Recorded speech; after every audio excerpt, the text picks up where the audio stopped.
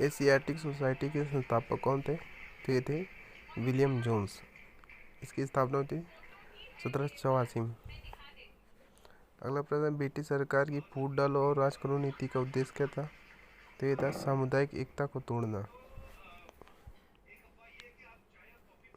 अगला प्रश्न, गीता का पहली बार अंग्रेजी में अनुवाद किसने किया? तो ये किया था चार्ल्स विल्किंस ने। अगला प्रश्न, आधुनिक भारत का प्रथम नेता तथा भारत में सुधार आंदोलन का मुख्य प्रवर्तक किसे माना जाता है? तो ये माना जाता है राजा राम मोहन राय को। अगला प्रश्न है, राजा राम मोहन राय फारसी में लिखी पुस्तक तुफात उल मुअद्दिन का हिंदी अर्थ क्या है? तो ये एकेश्वरवादियों का उपहार, इसका अर्थ। अगला प्रश्न है, 1820 में राजा राम मोहन राय द्वारा लिखी पुस्तक प्रीसेप्ट्स ऑफ जीसस किस पर आधारित है? तो ये आधारित न्यू टेस्टामेंट के नैतिक व दार्शनिक उपदेशों पर। अगला प्रश्न, 1815 में राजा राम मोहन राय द्वारा द्वारिकानाथ ठाकुर के साथ मिलकर गठित की गई आत्मीय सभा का उद्देश्य क्या था? तो ये था एकेश्वरवाद का प्रचार प्रसार करना। कलकत्ता में यूनिटेरियन सोसाइटी की स्थापना किसने की थी? तो ये की थी राजा राम मोहन राय ने। राजा राम मोहन राय ने ब्रह्म सभा की स्थापना कब की थी? तो ये की थी 1828 में। अगला प्रश्न, किसके सक्रिय प्रयासों ब्रिटिश भारत में सती प्रथा के खिलाफ कानून लाया गया? तो ये लाया गया था राजा राम मोहन राय के प्रयासों के द्वारा 1829 में। अगला प्रश्न है, ब्रह्म समाज का आदि ब्रह्म समाज और भारतीय ब्रह्म समाज में कब विभाजन हो गया? तो यानी ब्रह्म समाज है वो 3 भागों में डिवाइड हो गया था। तो ये हुआ था 1866 में। अगला प्रश्न है, ब्रह्म समाज में दूसरी बार विभाजन पड़ने का कारण क्या था? तो ये था ब्रह्म विवाह अधिनियम का उल्लंघन था। अगला प्रश्न है, 1875 में स्वामी दयानंद सरस्वती द्वारा आर्य समाज की स्थापना कहाँ की गई थी? तो ये की गई थी बम्बई में। ये डेट जरूर याद रखिएगा। और इसकी स्थापना स्वामी दयानंद सरस्वती द्वारा की गई थी, वो भी आर्य समाज की।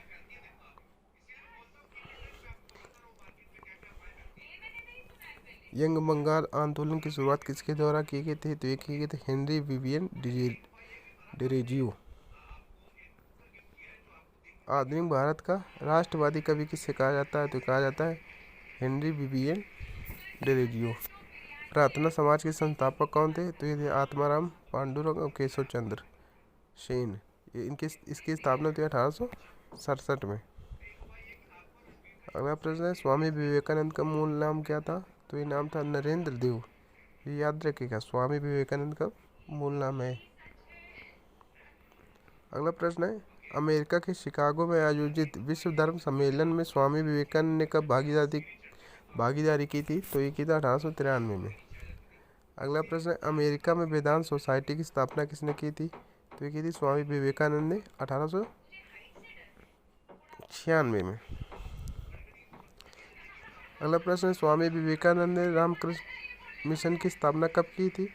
तो ये की थी 1897 में, यानी 1 साल बाद जब अमेरिका से वापस आए थे। स्वामी विवेकानंद को आधुनिक राष्ट्रीय आंदोलन के आध्यात्मिक पिता की संज्ञा किसने दी? तो ये दी थी सुभाष बाबू ने।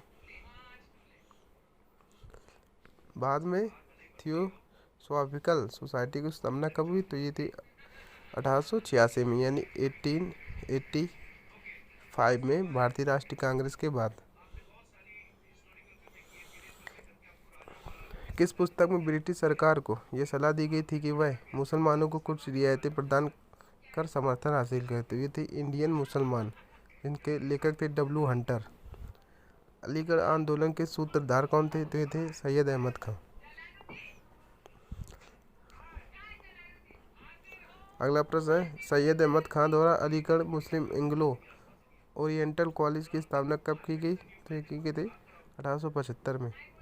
1866 में शुरू हुए देवबंद आंदोलन के सूत्रधार कौन थे? तो ये थे मोहम्मद कासिम ननौतवी और रशीद अहमद गंगोई। 1857 के विद्रोह का तत्कालिक कारण क्या था? तो इनफील्ड राइफलों में चर्बी वाले कारतूस का प्रयोग था। अगला प्रश्न है, 29 मार्च 1857 को किस जगह पर मंगल पांडे ने अंग्रेज लेफ्टिनेंट बाग और विल्सन की हत्या कर दी थी? यानी 2 अंग्रेज अधिकारियों की हत्या की थी बैरकपुर छावनी में। याद रखिएगा अंग्रेज अधिकारियों के नाम। 1857 के विद्रोह के समय भारत में ब्रिटिश गवर्नर जनरल कौन थे? Lord Canning. 1857 के विद्रोह के बाद गठित सेक्रेटरी ऑफ स्टेट यानी भारत मंत्री की काउंसिल में कितने सदस्य थे? तो उसमें थे 15 सदस्य। 1857 के विद्रोह के बाद किसके सिफारिश पर सैन्य व्यवस्था में पुनर्गठन किया गया? तो यह था पील कमीशन। इस सैन्य व्यवस्था से संबंधित है ये। 1857 के विद्रोह के बाद पुनर्गठित सेना में भारतीयों के अनुपात पर क्या प्रभाव पड़ा? तो ये घटाया गया था। किस उद्देश्य से 1857 के विद्रोह के बाद सेना को जाति, धर्म, क्षेत्र व नस्ल के आधार पर पुनर्गठित किया गया था? तो ये किया गया था सेना के बीच राष्ट्रवादी भावना पनपने से रोकना।